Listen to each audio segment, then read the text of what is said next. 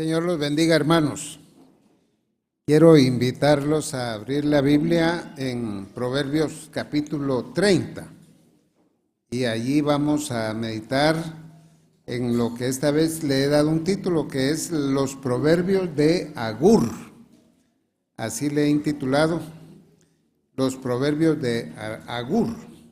Y hay diferentes aspectos de este pasaje de la Escritura. Lo primero que vamos a ver es el tema de buscar a Dios, en el versículo 1 al 6. Luego en el versículo 7 al 9 vamos a encontrar las peticiones de Agur, o sea, una oración que él hace. Por otro lado, vamos a ver solo en un versículo, el versículo 10, el pecado de perjudicar al criado ajeno. A partir del versículo 11 al 14, los 4 tipos de personas indeseables. Estoy siguiendo el hilo del pensamiento de Agur. En el versículo, hasta el versículo 15, vamos a encontrar 4 cosas que nunca se satisfacen, en versículo 15 y 16. En versículo 18 y 19 vamos a ver 4 cosas que Agur desconoce. Y luego en el versículo 20, el estilo de vida de la adúltera. Siempre entramos en temas tal como están en la Escritura. Solo vamos a ver 20 versículos porque después en nuestra siguiente meditación vamos a partir del versículo 21, vamos a ver otros aspectos del libro de Proverbios. Pero quisiera invitarlos a orar. Señor, te damos gracias por tu palabra y te suplicamos, Padre, que al meditar en ella, tu Espíritu Santo nos ilumine y que también Él ponga en nuestros corazones las lecciones que Él quiera poner de acuerdo a la necesidad de cada uno de los que escuchan esta palabra. Queremos suplicarte que nos fortalezcas mediante tu Espíritu para también hacer tu voluntad. Que lo que oigamos, Señor, caiga en corazones fértiles, donde tu palabra, Señor, lleve fruto. Sabemos que ella nunca regresa vacía, pero queremos suplicarte que tú prepares nuestras almas para ser perceptivos, obedientes, para que hagamos lo que dice tu palabra, porque es tu voluntad. Te damos las gracias, Señor, y encomendamos este tiempo en tus manos, en el nombre de Jesús. Amén. Este pasaje habla de Agur, pero es probable que este sea un nombre oculto de Salomón. Lo mismo que vamos a encontrar en el capítulo 31, Lemuel, otra persona. Pero puede ser que es un nombre oculto de Salomón. Esa es una de las ideas que sostienen muchos estudiosos de la Biblia, que él tenía nombres que le daban a él en su casa. Eso ya lo hemos explicado en otras ocasiones, lo que en inglés se llama nickname, un nombre de cariño que le dan a uno en su casa. Y eso estoy seguro que todos los que son padres le han dado nombres a sus hijos que no son el nombre con que los inscribieron en el registro civil. Eso es normal. Y esos nombres incluso se quedan para siempre en la familia. Entonces puede ser que sea así. Algunos otros piensan que Agur es el 7º hijo de Ismael, porque se menciona en el libro de Génesis. Y también la verdad es que no se sabe a ciencia exacta, cierta, quién era él, ni quiénes eran sus alumnos que son mencionados ahí. porque dice palabras de Agur, hijo de Jaque, la profecía que dijo el varón a Itiel y a Ucal. Esos son dos alumnos de este personaje, pero ¿quiénes eran en la Biblia? No se vuelven a mencionar. Entonces, lo que sí es cierto es que aquí vamos a encontrarnos con un hombre humilde, observador e inquisitivo, una persona que se fija en la vida y que nos comparte estas ideas. Puede ser Salomón, o si es Agur, no importa. Lo que sí importa es que aquí hay buenas lecciones para nuestra vida espiritual. Empecemos viendo aquí en el versículo 2, la forma en que él habla de sí mismo. Ciertamente más rudo soy yo que ninguno. Fíjense la manera en que él se describe a sí mismo como alguien rudo. Rudo es alguien que la mente no le da mucho. Esta palabra Baar, que aparece aquí en hebreo, significa ser como un bruto o sin raciocinio, torpe e ignorante. Fíjense cómo está hablando él de sí mismo, no está hablando así de otros, sino de sí mismo. Soy rudo. Y es probable que cuando él habla así es una ironía, a pesar que él puede estar hablando así con sinceridad de él mismo, que no se considera una persona muy inteligente. Obviamente, cuando leamos estos proverbios nos vamos a dar cuenta que de bruto no tenía nada. Como dice aquí, ser un bruto, eso es lo que significa la palabra Baar. Y lo que sí es probable es que él está hablándole a unas personas, no a Itiel, sino que está hablando de unas terceras personas que creen que saben mucho. Y él habla de sí mismo como que es un ignorante, pero es para acallar la arrogancia de los que se creen que saben mucho. Y la verdad es que no saben nada tampoco. A veces uno no se da cuenta y uno puede ser ingeniero, digamos, o doctor, o lo que quiera, con un alto grado académico, y entonces ya se pone uno arrogante porque ya sabe bastante, porque ya se graduó de una universidad, y solo de lo que el hombre ha descubierto actualmente, uno podía sacar 2000 doctorados. Entonces, si ya sacó uno, le faltan 1999. Y todo lo que el hombre sabe en la actualidad es una gota de saber del mar del conocimiento que puede existir en el universo. Entonces, no sabemos nada. Y tanta jactancia. Entonces, aunque uno sea un sabio, aquí Agur dice que él es un rudo ignorante y que él dice como ninguno, dice aquí, más que ninguno. Y si nosotros eso lo trasladáramos un momentito a salirnos, un momentito, porque no me gusta salirme de la Biblia. Sócrates, el gran filósofo griego, dijo, solo sé que no sé nada. Pero la gente que ignora es la que cree que sabe mucho. Entonces uno no debe jactarse de saber tanta cosa, sino que debe ser humilde. Y cuanto más sepa, sea más humilde. Y reconozca de que usted tiene una capacidad, no diga que no sabe nada tampoco como Sócrates, usted algo sabe. Ya lo invistieron de doctor, ingeniero, licenciado, es porque tiene erudición a lo menos en algún campo de la ciencia, pero no hay que pensar uno, Dios no existe porque yo ya lo sé todo. Eso es una torpeza. Y cabalmente él va a empezar a hablar del conocimiento de Dios, Agur, en el versículo 3. Él dice, al final del 2 dice, ni tengo entendimiento de hombre. Él toma esa actitud humilde, él dice, ni siquiera de lo que saben los hombres sé yo. Yo ni aprendí sabiduría, ni conozco la ciencia del santo.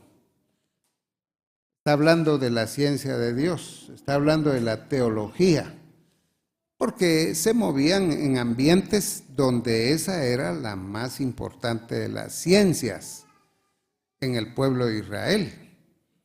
En el pueblo de Israel lo más importante, el que sabía más era el que era teólogo. Eso fue cierto así en toda la Edad Media, aún entre los cristianos, porque en el cristianismo se fue desarrollando la ciencia moderna. Por eso es que hay muchos monjes y gente así, que fueron los que descubrieron cosas. Ellos le dieron lugar a la razón. Y cuando uno mira, hay muchos monjes que descubrieron cosas. Y ahí se fue desarrollando la ciencia. Después llegó la época del iluminismo y todo eso, y empezaron a hacer a un lado a la teología y ya se volvió científica la universidad. Pero hay que reconocer que la ciencia del mundo occidental surgió en el cristianismo. Es muy importante saber esos detalles. Pero él dice, ni conozco la ciencia del santo, no soy teólogo, pero para conocer la verdadera sabiduría, dice Agur, uno debería ser teólogo. Él se movía entre rabinos, entre gente que sabía de la palabra de Dios, que era la ciencia principal de Israel. Y entonces empieza él a hacer preguntas en el versículo 4, preguntas cuya única respuesta es Dios o nadie. Miren, ¿quién subió al cielo y descendió? Nadie. Solo Dios puede hacer eso. Pero es interesante lo que dice Juan 3:13, cuando Jesús le habla a Nicodemo, que era un gran rabino de aquella época, y que fue a preguntarle a Jesús cosas, porque dijo, mira, las señales que tú haces no las hace cualquiera, yo quiero saber más de esto.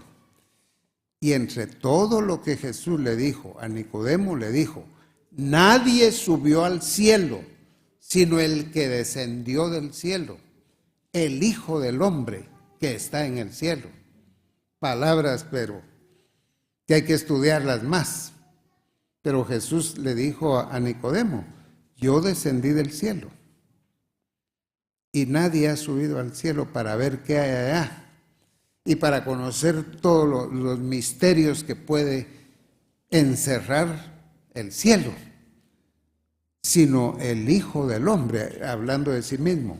Y le dijo, que está en el cielo. Estaba ahí en la tierra y estaba en el cielo. Entonces, cuando Agur pregunta, ¿quién subió al cielo y descendió? Solo Dios. Y ahí nosotros ya entendemos por el Nuevo Testamento que Jesús es Dios. Pero agrega, ¿quién encerró los vientos en sus puños? ¿Quién ató las aguas en un paño? Y todo eso había que estudiar cada significado, porque de ese paño son las nubes, de lo que está hablando él. Y está diciendo que ahí metió las aguas Dios, en un paño. Porque las nubes de verdad son agua que se está moviendo en el espacio. Y agua que desciende y vuelve a subir. Entonces, el punto es que toda la creación es un enigma para el ser humano. Y era un enigma cuando Agur dijo esto, o Salomón, 1000 años antes de Cristo. Y la creación todavía es un enigma en el día de hoy. Este día en que estoy hablando yo, aquí. Todavía la creación es un enigma para el ser humano. Y por supuesto han descubierto tanta cosa en la creación. El ADN, por ejemplo, es una maravilla de todo lo que han descubierto. Y con eso pues están jugando ahí los expertos científicos que trabajan la genética y todo eso. Pero todo lo que saben ahí es un poquito de la creación. Para el hombre, aún en el día de hoy, la creación es un enigma. No lo sabemos todo. No lo sabemos todo. Gracias a Dios por todo lo que se sabe. Porque Dios dio el mandato cultural de descubrir. Se lo dio a Adán. Le dijo que llenaran la tierra y que la sojuzgaran. O sea, que investigaran. Porque aquí en este mundo había de desarrollarse una civilización según el plan de Dios. Entonces, es importante que las preguntas que él hace son: ¿quién? ¿Quién ató las aguas en un paño? ¿Quién? ¿Quién encerró los vientos en sus puños? Para dar a entender que no se sabe. Estas preguntas son parecidas a Job capítulo 38. Se parecen mucho. Y afirma: ¿quién afirmó todos los términos de la tierra? Dios. Pero la última pregunta es impresionante teológicamente hablando. ¿Cuál es su nombre? El nombre de Dios. Y el nombre de su Hijo. Sí. ¿Sabes? Y en este versículo, Agur afirma que Dios tiene un hijo. Hay teólogos que dicen que de aquí no se puede sacar nada de que tenga que ver con Jesús, porque no quieren reconocer que Jesús es Dios. Pero Agur pregunta: ¿quién es el nombre? ¿Cuál es el nombre de ese que hizo toda la creación? Y el nombre de su Hijo. ¿Sí sabes? ¿A quién le ha compartido Dios su naturaleza y sus atributos? ¿A quién le ha compartido eso? ¿Hay otro que tenga esas características que solo tiene Él? Sí, hay uno, es su Hijo. Porque un hijo tiene todas las características de su padre, todas. Y no hay hombre, ni ángel, ni querubín, ni ningún ser que tenga todas las características que tiene Dios el Padre, solo su Hijo. Entonces, sí, por lo visto, aunque era rudo según el concepto de él, sabía cosas muy penetrantes. Lo cual quiere decir que él estaba actuando humildemente. Porque sabía, pero no se hacía mucho por saber.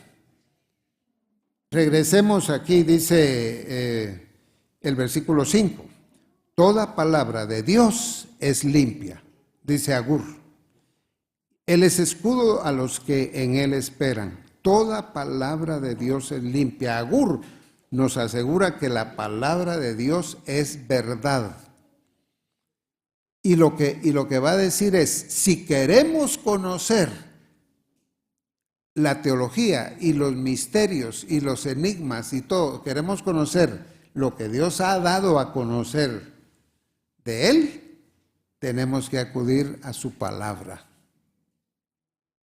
Ahí es donde vamos a encontrar, porque esa palabra es limpia. La palabra limpia significa refinada, probada. Cada palabra de la Biblia ya está probada. Es la autoridad, la palabra de Dios. Sin la Biblia y sin el Espíritu Santo, el hombre natural no entiende nada de lo espiritual. Hay que ser creyente, hay que conocer la Biblia, hay que tener al Espíritu Santo, porque si no, uno no entiende las cosas de Dios. Puede entender otras cosas, pero no las de Dios, porque se necesita la regeneración. Y se necesita al Espíritu Santo y a la Biblia para entender las cosas de Dios. Por eso una persona puede ser muy estudiada en cosas académicas e ignorar la palabra de Dios. Hasta puede leer la Biblia, pero sin la regeneración del Espíritu Santo le va a parecer solo una historia la que están leyendo. Una historia árida y sin ningún valor para él. Pero si lo ilumina el Espíritu Santo, entonces aquella aridez se va a volver un oasis. Qué cosas las que pasan en este asunto. Por eso dice, toda palabra de Dios es limpia. Él es escudo a los que en él esperan. Y está hablando de que la persona de Dios y su palabra defienden al hombre de caer en los errores de las cosas espirituales.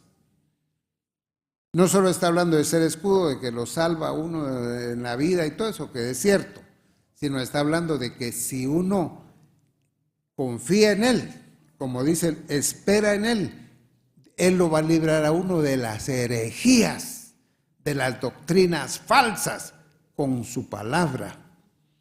En el versículo 6 todavía está hablando de la palabra y dice, no añadas a sus palabras para que no te reprenda y seas hallado mentiroso. He ahí la razón por la cual no nos gusta salirnos de la palabra. No añadas a su palabra. Advierte de no añadir especulaciones humanas a la revelación divina, porque la doctrina nuestra o nuestra teología debe basarse en la Biblia y no en otras cosas. La predicación debe ser bíblica. La predicación, yo ya lo he dicho muchas veces, no debe ser de chistes, de chascarrillos y que la gente esté risa y risa, bien divertida y sin edificarse, sino debe ser la palabra del Señor. Agrega, para que no te reprenda, no le añadas y seas hallado mentiroso. Esta advertencia de no añadir está en Deuteronomio 4, está en Apocalipsis, en el último capítulo, en el 21. Dice que si uno le agrega a la Biblia, Dios le va a mandar las plagas que están en la Biblia. Y si le quita, también Dios le quitará su parte de la santa ciudad, o sea, la vida eterna. Y por supuesto está hablando de falsos doctores, no está hablando de los verdaderos creyentes que jamás se van a perder. Pero el punto es que a la Biblia no hay que añadirle ni quitarle. Porque añadirle es adulteración, es como echarle agua a la leche, ya no es pura leche. Y quitarle ya no es íntegra la leche tampoco. Uno debe mantener la integridad de la palabra y no adulterar la palabra. Eso es lo que enseña la Biblia. Ahora, veamos la oración de Agur.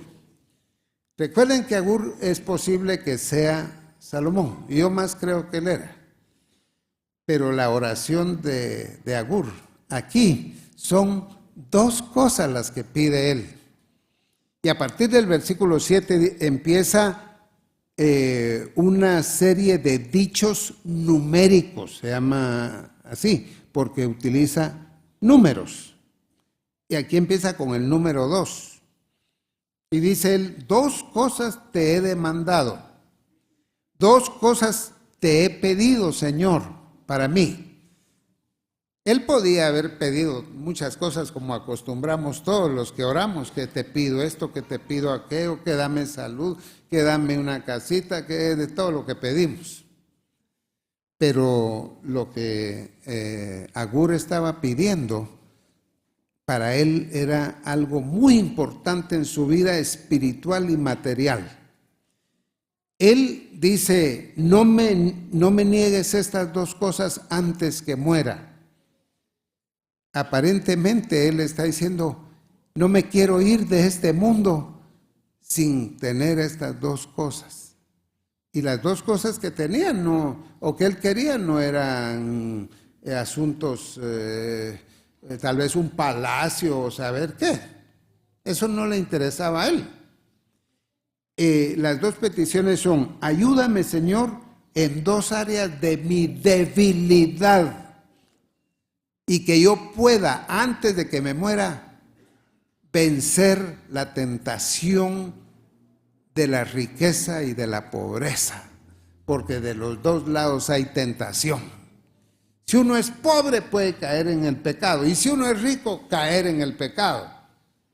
Y él está diciendo, dos cosas quiero, Señor. Las quiero lograr antes de morirme. Quiero madurar y no irme al cielo sin haber madurado siquiera en esto. Y dice él, no me las niegues antes que muera. Y empieza, vanidad y palabra mentirosa, aparta de mí. Esa era una de sus peticiones. Él no está pidiendo aquí cosas materiales, saber qué comodidades y todo eso. Vanidad y palabra mentirosa, aparta de mí. Señor, que yo no me vaya a ir al cielo sin dejar de mentir y sin ser lleno de vanidad. Es que qué difícil es todo esto. Difícil que uno no tenga vanidad en su corazón. Y imagínense, hermanos, por eso es que los grandes negocios prosperan, porque explotan la vanidad de la persona. Explotan la vanidad de la persona.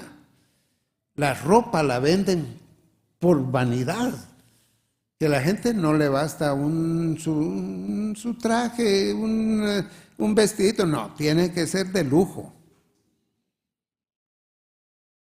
Eso le encanta a la gente. Esto no me luce, esto no aquí, esto no allá. Y está bien, yo creo que todo eso está bien, que le quede bien la ropa que se compra. Pero uno no es conforme con nada. Y por eso es que los grandes negocios prosperan porque explotan la vanidad. Por ejemplo, en el día de hoy se compra un carro. El carro es una necesidad, pero la gente anda viendo el modelo. Que esto, que anda a no sé qué velocidad, que deja atrás a todos y que no sé qué. Eso es lo que anda viendo. No les basta transportarse y se acabó. El transporte es la necesidad, pero todos los lujos ya son vanidad. Entonces, por eso son grandes negocios. Vanidad y palabra mentirosa, aparta de mí. Esa es una de mis peticiones. La palabra esa, palabra mentirosa, quiere decir que Agur dice, Señor, yo no quiero ser de esa gente que no tiene dinero, pero que anda pareciendo que sí tiene. Porque es moneda falsa. Uno viene y se compra una cosa al crédito y después ya ni la puede pagar. Eso es palabra mentirosa. Pretender uno que tiene y no tiene. Y darle lugar a la vanidad. Entonces, la primera cosa, Señor, que quiero es gracia para mi alma. Gracia para mi alma. No andar aparentando, sino vivir la realidad. Y esa palabra, por supuesto, si uno es archimillonario, uno no tiene que andar aparentando que tiene dinero.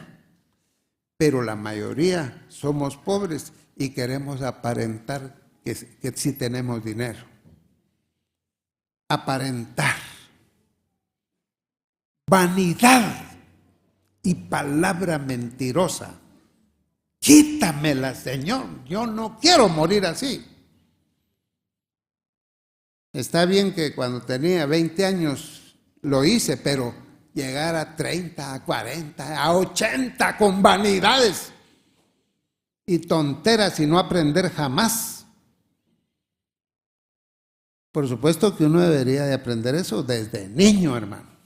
No tiene que llegar a viejo para aprenderlo. Vanidad y palabra mentirosa, aparte de mí. Luego, no me des pobreza ni riqueza. Ninguno de los dos extremos. Ni abundancia ni miseria. Manténme del pan necesario.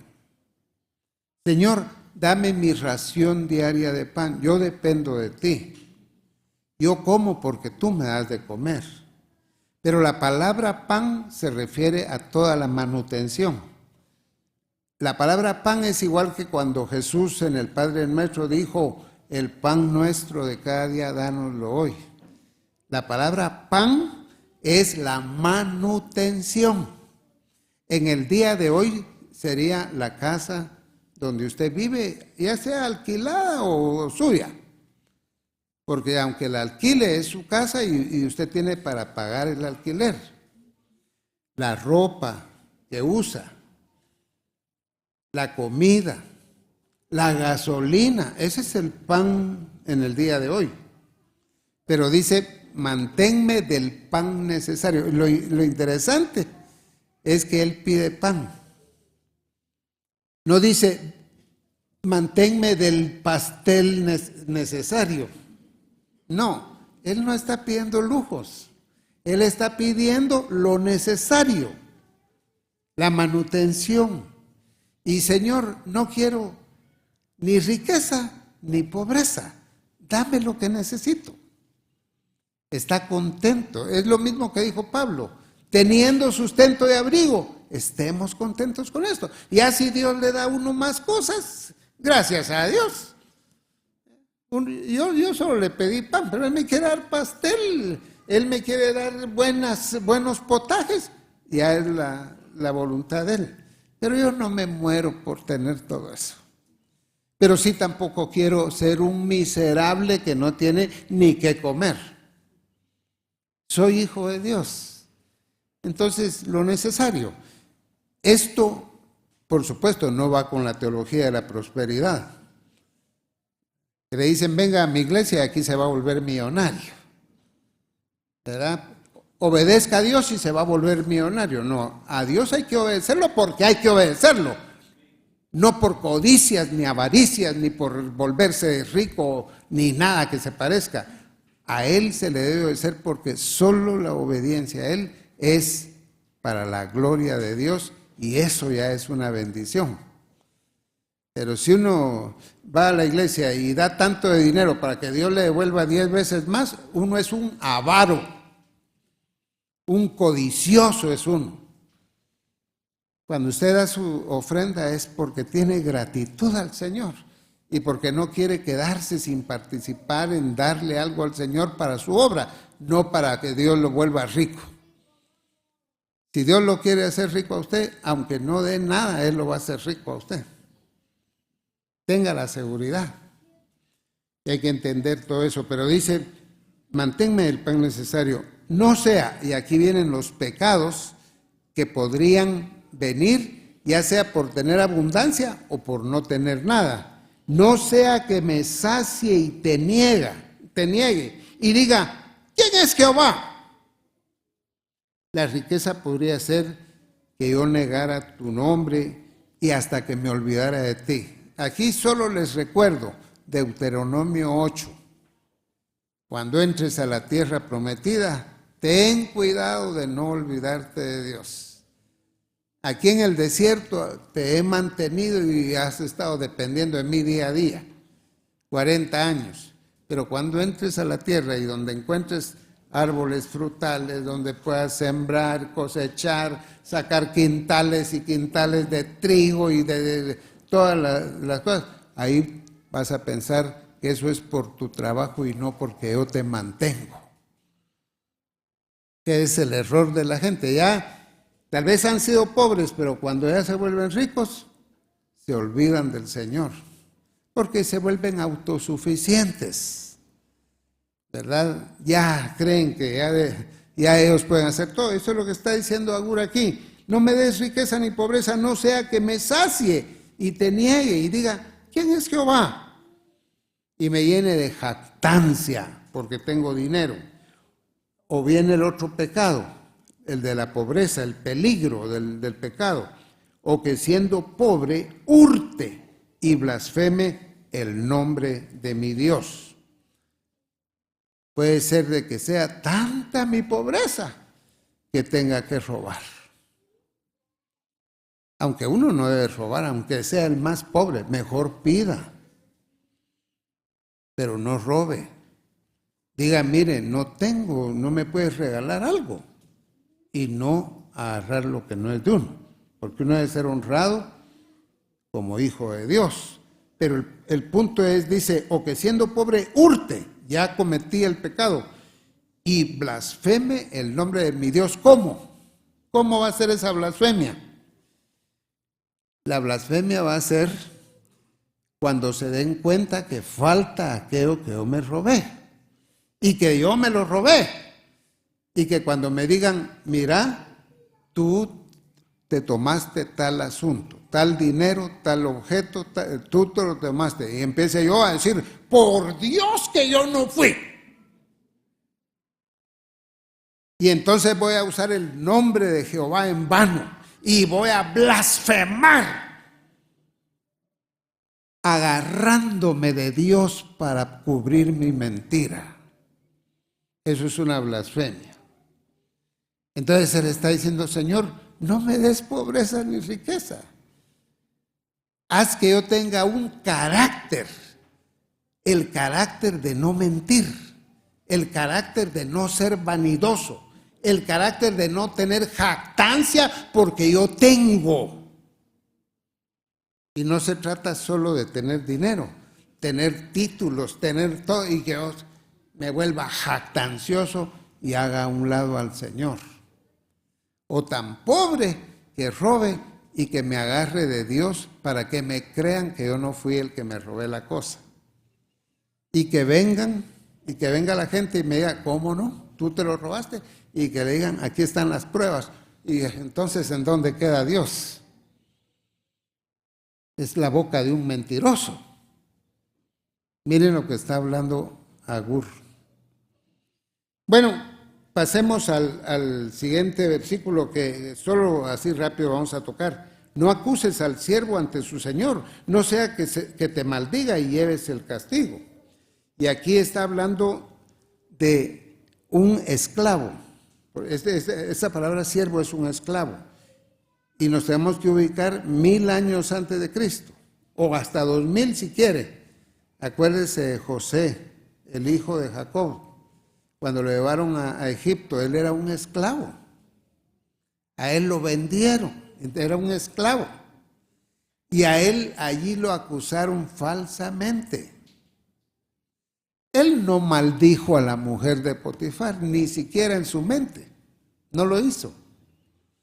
Pero la mayoría de siervos, cuando hacían esas ingratitudes con ellos, aunque no dijeran con la boca, maldecían al que lo estaba acusando, porque, como en el caso de Potifar y José, la mujer de Potifar, era la palabra de la mujer de Potifar contra él. ¿Quién le iba a creer a él? Si él era un esclavo, no se podía defender. Pero esa situación se puede dar en el día de hoy. Que alguien que tiene autoridad, alguien que es jefe, alguien que es gerente, acuse a alguien que es un empleado. Y hasta le puede decir al empleado, es mi palabra contra la suya, aunque esté mintiendo. Eso lo hemos oído. Eso lo hemos oído. ¿Quién le va a creer? Es mi palabra contra la suya, aunque estén haciendo una ingratitud. Y dice aquí, no hagas eso, no acuses, no sea que te maldiga y lleves el castigo, porque el que te va a castigar va a ser Dios. Porque ese esclavo, ese empleado no puede ponerse a argumentar, pero arriba hay uno que sí puede poner en su lugar a las personas, que es el Señor. Miremos lo que sigue. Hay generación que maldice a su padre y a su madre no bendice. Y aparece la expresión hay generación. Versículo 12, hay generación. En el versículo 13, hay generación. 14, hay generación. Y está hablando de un tipo de persona indeseable. Y por eso es que la expresión, hay generación de esta clase de gente, como las del día de antes del diluvio, como los días antes que venga el reino de Cristo. Habrá mucha maldad. Y él dice, hay generación que maldice a su padre y a su madre no bendice. Jóvenes rebeldes e ingratos que no quieren obedecer aún a sus padres y maldicen y hasta insultan a sus padres. Son ingratos. La palabra de Dios dice que al padre hay que honrarlo. Eso es lo que le toca a los hijos, honrar a sus padres. Y hay una frase que está más adelante, siempre en el tema de los padres. Está en el versículo 17, vamos a ir ahí de una vez. El ojo que escarnece a su padre y menosprecia la enseñanza de la madre, los cuervos de la cañada lo saquen y lo devoren los hijos del águila. Y aquí, ya en este versículo que acabo de leer, Agur está deseando qué le debe pasar a un hijo ingrato. Y noten, dice, el ojo que escarnece. La palabra escarnecer es la palabra que aparece en Proverbios 1:7, que ya la estudiamos cuando pasamos por ahí, que dice el principio de la sabiduría es el temor a Jehová. Los necios o los escarnecedores, dice, ridiculizan la palabra de Dios, la enseñanza. La palabra bus, que es ridiculizar. Y aquí la palabra aparece el ojo, que ridiculiza a su padre y menosprecia a su madre. La idea es de ridiculizar a los padres, de burlarse de la enseñanza de sus padres, porque no la obedecen. A veces hay jóvenes que le dicen a su papá y a su mamá, ay mamá, ay papá, ustedes porque son chapados a la antigua y que no sé qué, que no sé cuánto. Eso no se hace. Aunque su papá sea chapado a la antigua, no se lo diga. Respételo. Eso es lo que tiene que hacer. Él y ella son las personas que lo trajeron a este mundo a usted. Que cuando era nene le dieron de mamar en la boca para que no se muriera. Que le cambiaban sus pañales a usted. Pero ahora como usted ya es ingeniero, ya esos pobres no saben nada. Cuidado. Hay generación que maldice a su padre y a su madre no bendice. Y el ojo que escarnece a su padre y menosprecia a su madre, los cuervos de la cañada lo saquen. Agur está diciendo, mire, esa gente no merece vivir. Esa gente que trata hacia sus padres no merece vivir. Y sabe una cosa, en el Antiguo Testamento, en el pueblo de Israel, un hijo de esta clase, de verdad, merecía morir a pedradas. Y una vez que lo apedreaban, el cadáver lo colgaban, así como el Señor Jesús que fue colgado, Él fue hecho maldición por culpa de nosotros. Él no merecía eso, por supuesto, pero eso era lo que hacían. Y lo colgaban y llegaban las aves de rapiña y lo primero que se comían eran los ojos. Por eso Él dice, el ojo que escarnece a su padre y menosprecia la enseñanza de su madre, los cuervos lo saquen, ya muerto, y lo devoren los hijos del buitre. En nuestra versión dice águila, pero en hebreo dice el buitre, porque son aves de rapiña. Y son aves que van a comerse los cadáveres. Pero, ¿por qué se menciona el ojo? Porque el ojo, el versículo 17, el ojo que escarnece, el ojo es la ventana que muestra los sentimientos interiores de la persona. Los ojos son muy importantes para mostrar sentimientos. Y es interesante que cuando uno está molesto con alguien, ya no le da la vista.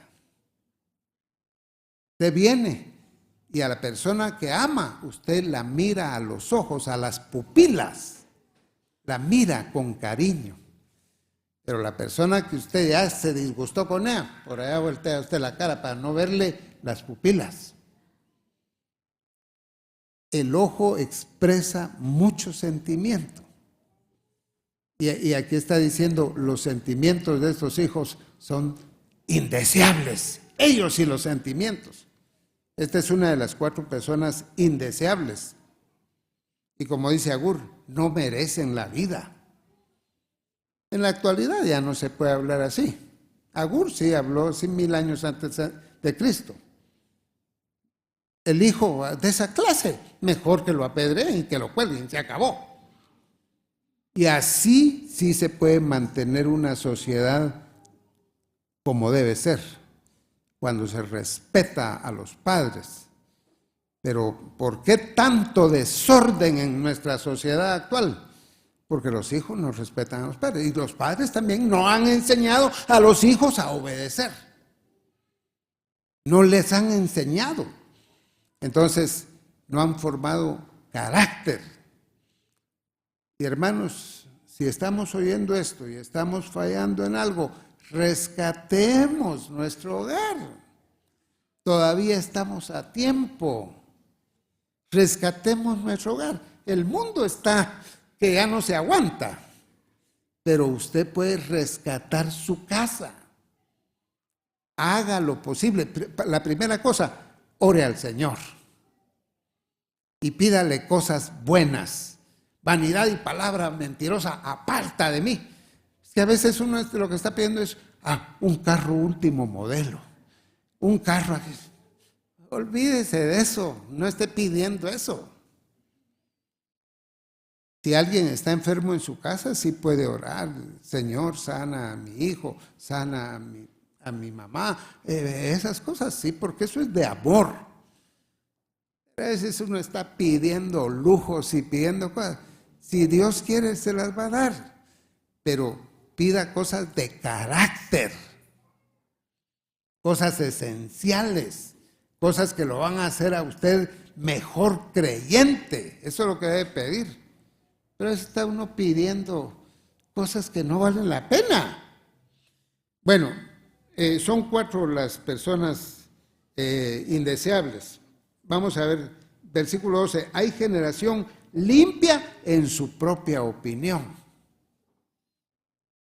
Y dice, si bien no se ha limpiado de su inmundicia esa generación, entonces son unos hipócritas, son presuntuosos, autoengañados. Y mire, eso es lo que estamos viendo en el día de hoy en el mundo. Una generación presuntuosa, creída. Pero ellos son limpios en su propia opinión. Pero la Biblia dice, si bien no se ha limpiado esa generación de su inmundicia, inmundos sí son, pero dice que ellos se creen muy limpios. Versículo 13, hay generación cuyos ojos son altivos, orgullosos, engreídos, y se jactan de su maldad. Ni siquiera se jactan de que tengan alguna cosa que solo ellos la saben hacer. No, de la maldad. Es que se jacta la generación y cuyos párpados están levantados en alto. Ellos desprecian a los demás. Solo ellos valen la pena. Vamos a comentar este versículo 15 que es muy interesante. La sanguijuela tiene 2 hijas que dicen, dame, dame. Y aquí la sanguijuela es un animalito, ustedes saben. Vive en el agua y tiene la forma de un gusano. Por eso se llaman anélidos, porque tienen anillitos, de anillitos están hechos, como las lombrices. Pero resulta que ese animal su característica, lo que le da vida al animal es que chupa sangre a otros animales, es chupador de sangre. Entonces, este animal es figura de la persona que le saca el dinero a otra con mañas. Los usureros, por ejemplo. Entonces, la sanguijuela lo que representa es al avaro. Es interesante, eso ya lo he dicho en otras ocasiones, pero lo voy a repetir. Es un avaro que siempre quiere más. No en hebreo, sino en griego, hay dos palabras para mencionar al avaro. Una de esas palabras es filarguro. Filarguro quiere decir filos, amigo, y arguro, plata, amigo de la plata. Ese es un avaro. Ese es un pésimo ser humano, porque ama al dinero, no ama a las personas, sino al dinero. Pero la otra palabra es pleonexía, y esa es la más fuerte, y con eso se compara a la sanguijuela. Pleonexía es un avaro que ya tiene 1 millón y quiere 2. Tiene 2 millones y quiere 4. Y así sucesivamente. Él siempre quiere más y más y más y más y más, y no para. Hay avaros que aman la plata y estuvo malo, pero el otro es el que jamás se sacia. Él jamás se sacia y hasta el infierno va a ir a parar. Pero la sanguijuela tiene 2 hijas que dicen, dame, dame, exigencia, siempre quiere más. Solo por comentar, algunos creen que dame y dame son las 2 hijas y que tienen el mismo nombre y que es una exigencia. Que la sanguijuela tiene 2 hijas. Una se llama Dame y la otra se llama Dame también. O sea, no paran de pedir. Entonces dice, 3 cosas hay que nunca se sacian. Aún la cuarta dice, basta. El Seol, la matriz estéril, la tierra que no se sacia de aguas y el fuego que jamás dice basta. 4 cosas que no se sacian. 2 destructivas y 2 constructivas. Porque la matriz da vida. Y luego la tierra también da vida. Pero allá en Israel es tanto el calor y la tierra tan estéril que pueden echarle agua y agua y agua y no se llena. Por lo seco de esa región. Entonces dice él que conocía, que estaba en esa geografía, dice, la tierra se le echa agua y se la traga y nunca se llena. Y la matriz estéril porque jamás concibe. Y entonces están entrando las semillas ahí y nunca espera un bebé la señora. 2 que dan vida, pero las otras 2, el Seol, es el lugar a donde se van los que mueren. Y lo que dice es un lugar que jamás se llena, jamás se sacia. Están entrando todos los que mueren. Todas las generaciones que han habido allá, y están en el Seol, en el mismo Seol, no hay varios, solo hay uno. Y ahí están todos. Dice, y ahí están. Ahora, los que han creído en Cristo ya no van al Seol, van al tercer cielo. Pero la otra cosa es el fuego, que quiere seguir consumiendo. El fuego quema, quema y quema, y si no lo paran, sigue quemando. No se sacia. Pero todo eso lo ha comparado porque hay avaros que jamás se satisfacen con nada. Ya tienen bastante dinero y quieren más. Y quieren más. Hermanos, está bien, usted gana hoy tanto y si le aumentan, qué bueno. Pero usted no se tiene que morir por eso. Y cuando el Señor lo bendice a uno recibe esos aumentos dándole gracias al Señor, pero no es, si no me lo hubieras dado, me voy a morir. No, contento con lo que Dios le da. Toda la vida satisfecho, en paz.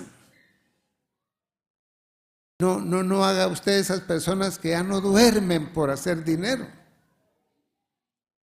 El día tiene 24 horas y ellos solo duermen 2, porque las otras 22 es para trabajar y trabajar y trabajar y trabajar. Y no, hermano, descanse, descanse, duerma sus horas, tranquilo. Pero hay gente que no se sacia. Usted no debe ser de esa clase de gente porque usted es hijo de Dios. Y vamos a leer ya finalmente el versículo 18. 3 cosas me son ocultas, aún tampoco sé la cuarta. El rastro del águila en el aire, el rastro de la culebra, el rastro de la nave en el mar y el rastro del hombre en la doncella. En este caso son 4 cosas que son rastros, o sea, las huellas. ¿Por qué? Son 4 cosas y lo que pasa es que todas van por donde no hay vereda. La nave que va en el mar, el barco que va en el mar, deja una estela y pocos segundos después la estela desaparece. Porque en el mar no hay un camino así, una vereda trazada, como por donde uno camina a veces, ya conoce uno la vereda, está ahí pintada, pero también el águila en el aire no tiene su caminito por donde va, sino va, claro que va desplazándose en una ruta o algo así, pero no deja huella. Entonces, él está diciendo, son cosas de la vida, y ni eso sé. Y el rastro dice del hombre en la doncella, y está hablando de cuando un hombre se enamora de una señorita, y dice que no se puede descubrir bien todo eso, incluso llega a casarse y todo, y lo que es ignorado por nosotros, dice, es la procreación.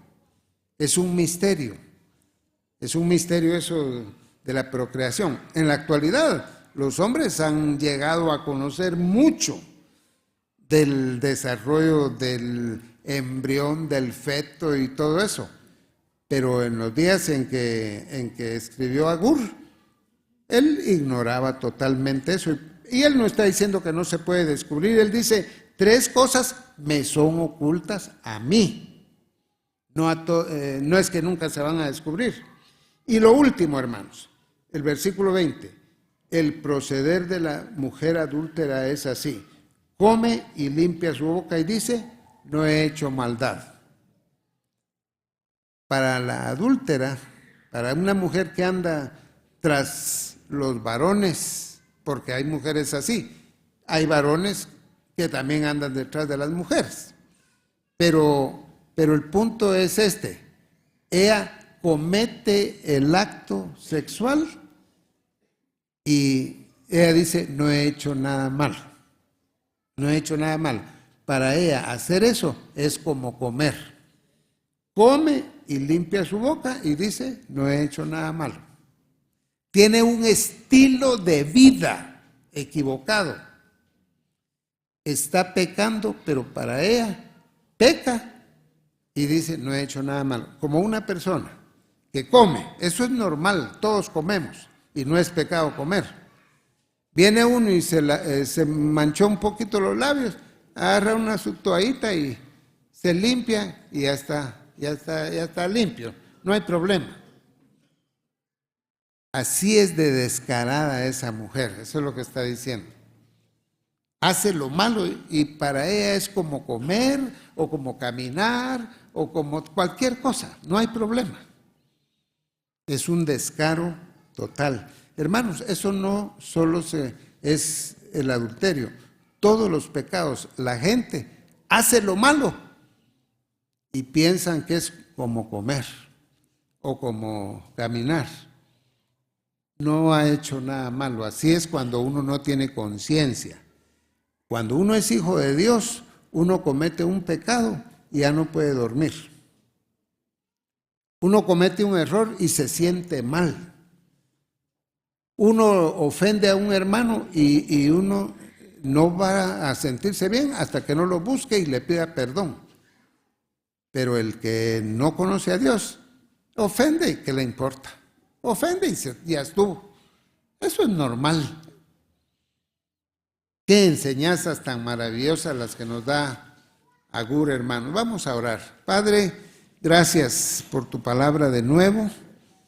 Gracias porque tú nos has alcanzado con una gran salvación gratuita en Cristo Jesús, pero también quieres ver en nosotros un desarrollo espiritual, que crezcamos en santificación.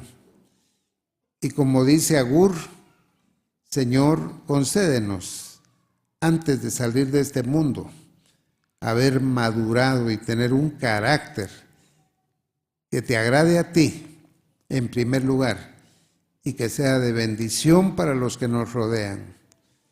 Te lo suplicamos en el nombre de Jesús. Amén.